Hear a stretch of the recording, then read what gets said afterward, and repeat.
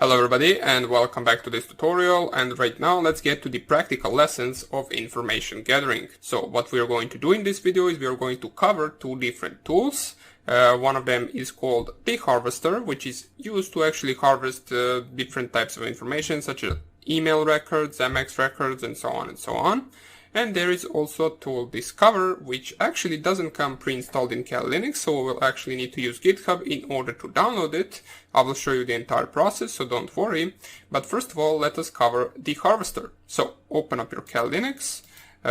You can navigate to your terminal right here, and simply, since we don't really know where the Harvester is located and we can't really run it from our terminal right here, we need to navigate to the Harvester directory and run it from there.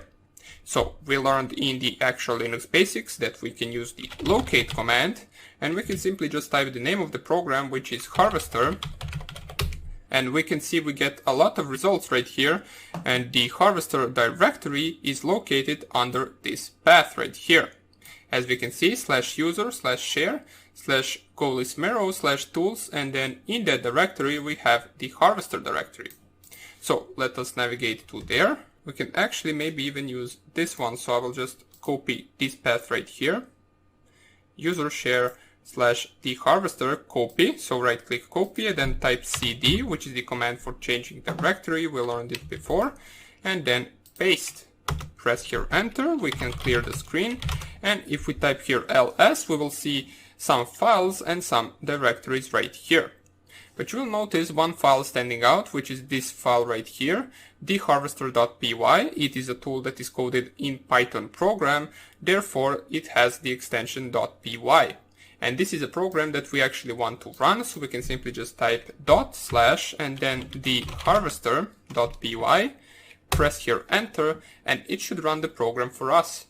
Now it's good to remember that all of the programs are actually ran by typing first dot, then slash, and then the name of the program. Now you can see it only gives us an output of the actual help menu that we can use. So these are all of the options available to us, and down here we have some of the examples that we can use in order to actually find out more about this program. So there are /d, which is domain to search or company name, so this one is an important one. We can use /b, data source. We can just simply choose from which website or search engine I believe we can get the data source. /g uses Google Dorking instead of normal Google search, and you can simply just read all of the other. What we're going to do is we're going to simply just take a look at the examples right here and run our program. So we'll simply just type here /the Harvester and then -d. We're going to use basically any website you can think of that has a domain, so I will simply just use this one, -l 500, and if you go down here you will see that -l is limit the number of results to work with. Bing goes from 50 to 50 results, Google 100 to 100, and PGP doesn't use this option. So you can simply just limit to how many results you want to work with, and then we'll type /b. We want to search from the Google, as we can see right here. Yeah, Google is right here, so Google is our best thing to do right here.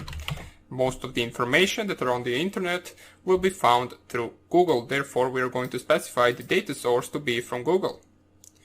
And then if you want to, you can simply just write that to a single file. As we can see -f, if we go to the actual menu, we can see -f is save the results into an HTML and XML file.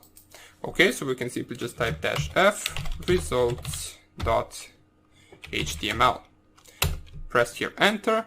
We can see it is searching in Google. Now this might take a little bit of time, and the actual bad thing about the Harvester is that it sometimes doesn't work. Now what I mean by that is it will sometimes find a lot of results for a specific domain, but the next time you actually scan it might actually not find anything for the same domain that you scanned previously.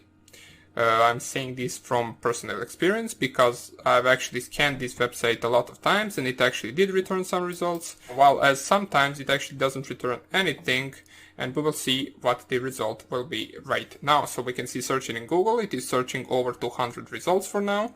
we know that we specified with the -l command 500 results, so we're going to see whether it will find anything or not. We write our results to the results.html file, which is going to be saved, I believe, in the same directory. Not really sure. We're going to find it later on. We are expecting results. Okay, so here are they. We can see harvesting results, no IP address found, but we did find some emails. As we can see, these are all of the emails that belong to this domain that we scanned. Now, if you scan a different domain, you will either get different emails that belong to that domain, or if it didn't find any results, you probably didn't get anything. As we can see, we also got resolving hostname IPs. Here they are. Let me just see, new reporting begins. Okay, so we can see the IP addresses as well as the host names right here. Saving files, files saved. So first of all, we will clear the screen. We'll type ls and let me see. Here is the results.html. Okay, so it did save it in both the types of files. So we both got HTML and HTML. So let me let me actually open the reports.html, but we can simply just do it like this. We will copy results.html to root desktop. As we can see, it is right here. Let us lower our terminal. We use the cp command in order to copy it to this directory right here, which is our desktop directory. So we learned what this command does. And right now, if I open this, and here are our results for the actual domain name, which is this one. We can see we got 19 emails, 11 hosts, virtual hosts not found, and simply didn't find anything for these three options right here. So we only got emails and hosts. Now this is useful, especially emails, because later on you can simply just use some of these emails to be a target. It can be an entrance to your target network or whatever actual machine that you're going to hack. So for example, you simply just pick this email right here and you simply just send an embedded backdoor that they do not recognize. They think it is an image or something like that. They click on it and therefore you hacked their machine and you are on their PC. And therefore you can extract more useful information from their PC and hack anyone else that you might need. Okay? But one thing to mention is that you shouldn't do any of that without having the permission to do that. So it is illegal to actually even scan the actual website that you do not have permission to scan. Even though it is not really that illegal on some of the known websites, it is mostly forbidden to scan some smaller websites because they can actually crash during the scan. Okay, so let me just close this and let us cover the second tool that we actually said that we're going to cover, which is the Discover tool. So as you can see on the desktop, I have right here the Discover tool already installed, but what I'm going to do is I will navigate to my desktop directory, clear the screen, and I will remove the Discover directory in order to show you how you can install it once again. So let me just remove the results.html. I will enlarge this terminal right here, and in order to actually download the Discover, we need to use GitHub directory. And what GitHub is, it is a website that basically allows people to upload their own tools, their own softwares that then we can download. Now I will open up my Firefox in order to actually find it online, and then I will use a simple command line or command in terminal in order to download the entire program. So you will see it is rather simple and you will get used to it because it is the same command for downloading any program that you want from GitHub.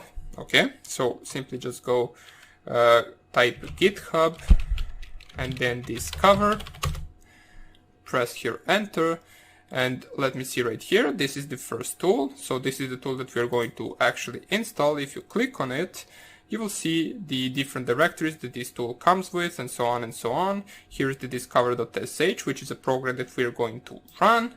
Down here you have some other information, but what we are interested in order to actually download this tool is to copy this link up here. So copy, and then simply just right click copy. Then you can close this, and then you simply just type the command git and then space clone. then space and paste the link that we just copied and simply just click enter. So this git is actually referring to the GitHub, and clone means that it will clone the directory that it finds at this link. As we can see, it will perform everything automatically and it says 100% done. Therefore, we have the Discover tool installed right here. So let me just lower this right now. I will cd to the Discover tool, and in the Discover tool, once we type ls, we will have the same files that we saw in the actual website once we visited it 1 minute ago. And as I said before, we want to actually run the discover.sh. So as I said, we need to actually type dot and then slash and then the name of the program, which is discover.sh. We press here enter and it will open up this menu right here, which basically gives us different types of things to actually work with. But what we're interested in is the recon right here. So simply just type domain, which is under the option 1. Now if you want to, you can experiment with different options right here. We are not going to cover them because it is really not that important to us. It is easy to use tool and you can experiment with it after this lecture. Okay, so let's say we want to perform passive information gathering. We press here enter. What it says right here is that it uses different tools. As we can see, besides all of these tools, it also uses the harvester, which is a tool that we already gathered. The only thing that it actually asks us to do is simply just provide the company name and the domain name. So we can simply just provide any type of company we want. So let's say we want Facebook, and the domain is facebook.com. And what this will do is it will perform different types of tests. As we can see, first one is email, and it is first out of 41 tests that it is going to perform in order to gather as much information as it can. So we are not going to wait for this to finish. You can simply just let it run and do something else, and then after it, get back and see what type of information it has found. Okay, so basically that would be about it for this tutorial. I hope you enjoyed it, and I hope I will see you in the next one where we are going to continue with our information gathering. So hope I see you there, and take care. Bye.